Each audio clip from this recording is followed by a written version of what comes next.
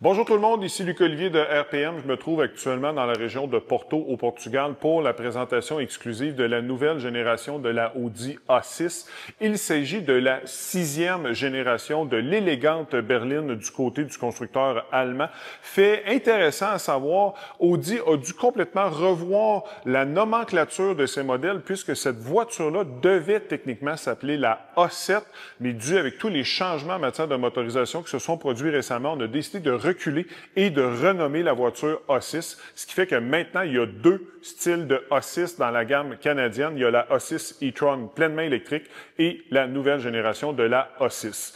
En matière de style, je vous dirais que ça se ressemble quand même beaucoup de familiarité aussi avec la RS6, notamment au niveau de la forme des blocs optiques à l'avant. Il y aura deux options qui seront disponibles. Bien sûr, chez Audi, on joue énormément avec la technologie OLED. Le modèle qui est à côté de moi en est équipé et on peut avoir 7 designs graphiques complètement différents. Ça donne une signature visuelle qui est vraiment extrêmement exclusive à la voiture. Grille de calandre, le fameux single frame qu'on connaît du côté de chez Audi depuis plusieurs années. Et d'ailleurs, fait intéressant, c'est au milieu des années 2000, c'est la A6 qui a été la toute première voiture dans la gamme Audi à recevoir cette fameuse grille de calandre qui est très massive. On joue avec les hexagones maintenant. C'est très chargé en ce qui me concerne, notamment avec toutes les intégrations au niveau des aides et des systèmes d'aide à la conduite. Personnellement, je trouve que ça manque un petit peu de raffinement, d'autant plus qu'on a enlevé le fameux cadrage chromé qui, selon moi, donne un peu plus de personnalité à la voiture. Pour améliorer l'aérodynamisme, on a aussi des puits qui viennent ici rediriger l'air sur la voiture. Il faut quand même souligner que ça fonctionne puisque cette A6 2026 a un taux de pénétration dans l'air de seulement 0,23. C'est extrêmement bas. En fait, c'est un des plus bas de l'industrie. Sur le côté maintenant, ce qui est intéressant de savoir, c'est que Audi avait quand même certaines contraintes parce qu'on le sait que la A6 est une voiture qui a une silhouette qui est extrêmement caractéristique, notamment avec son arche de toit qui est très profilée, qui était d'ailleurs partagée avec la TT. On a un petit peu retravaillé l'aménagement au niveau de la grille de custode ici, au niveau du panneau de custode.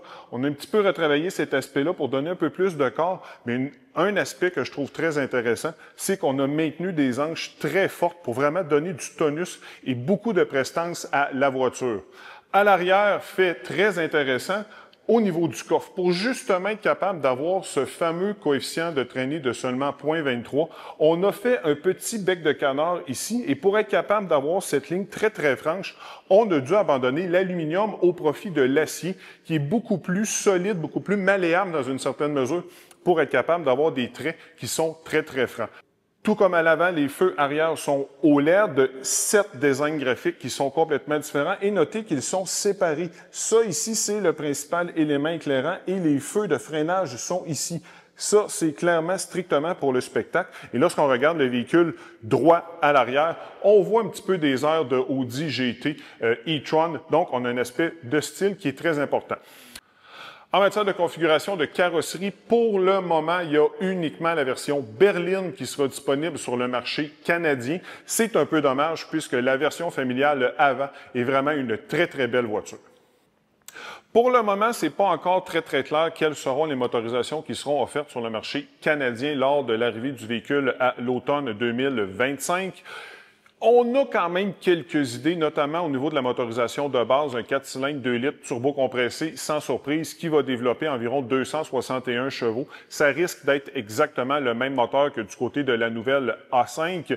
Le moteur qui est à côté de moi, c'est la version qui est pour l'heure la plus performante, un 6 cylindres V6, 3 litres turbo-compressé, qui pourrait développer jusqu'à 367 chevaux. C'est une mécanique qu'on connaît déjà. Donc, ce sont des évolutions de ce côté-là, du côté de chez Audi.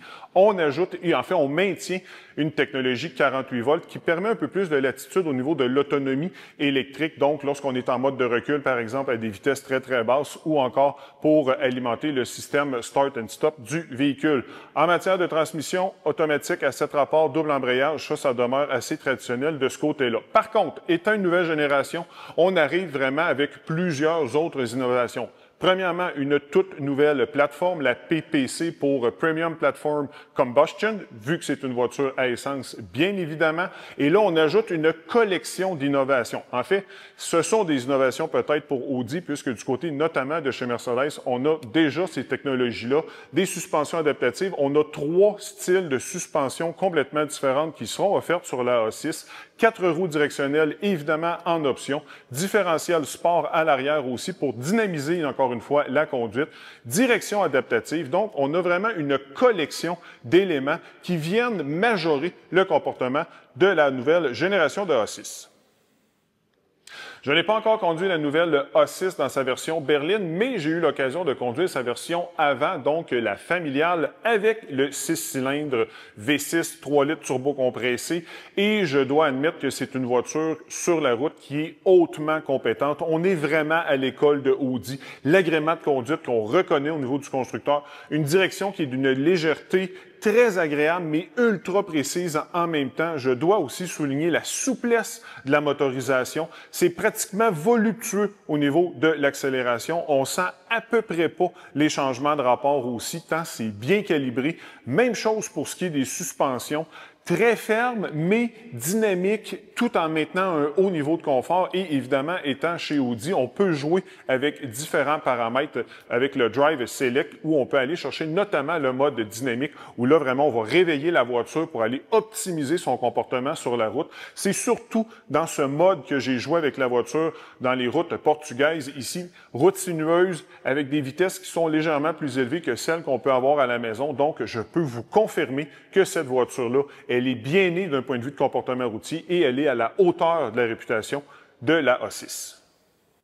À bord de la nouvelle A6, évidemment, on est dans une berline intermédiaire, donc les dégagements sont quand même assez généreux que l'on soit assis à l'avant ou à l'arrière. Ce que j'aime au niveau de la présentation, c'est qu'on n'est plus luxueux, on est plus raffiné au niveau de la présentation que ce que j'ai vu au niveau de la A5 ou encore le Q6, qui m'ont plutôt déçu, malgré le fait qu'on a une présentation qui est très similaire. Devant le conducteur, on a un écran de 11,9 pouces, 14,5 pour ce qui est de l'écran principal et devant le passager, 10,9 pouces. Donc, c'est très techno à bord du véhicule. Personnellement, je trouve que ça lui sied bien. Est-ce que c'est mieux du côté de chez Mercedes? Est-ce que c'est mieux du côté de chez BMW? Vraiment, c'est une question de goût. Personnellement, je trouve que c'est très massif devant le conducteur, mais quand même, la finition, elle, va nous réconcilier avec cette présentation-là parce que c'est impeccable. Les matériaux aussi, très soignés. Les surpiqûres aussi. On a un affichage tête haute. Système de son Bang & Olufsen, 2 options. Vous avez une version à 16 haut-parleurs ou encore à 20 haut-parleurs qui excède les 800 watts, donc une qualité sonore qui est vraiment très, très impressionnante. D'un point de vue de visibilité maintenant, évidemment, on est dans une berline, donc le pavillon de toit est quand même assez bas, mais fait à noter, les piliers sont quand même assez minces. Le rétroviseur déposé sur l'épaule de la voiture permet une bonne visibilité périphérique. Donc, à l'intérieur, je peux vous dire que Audi fait presque un sans faute, d'autant plus qu'on peut jouer avec plusieurs options et les sièges sont vraiment très confortables.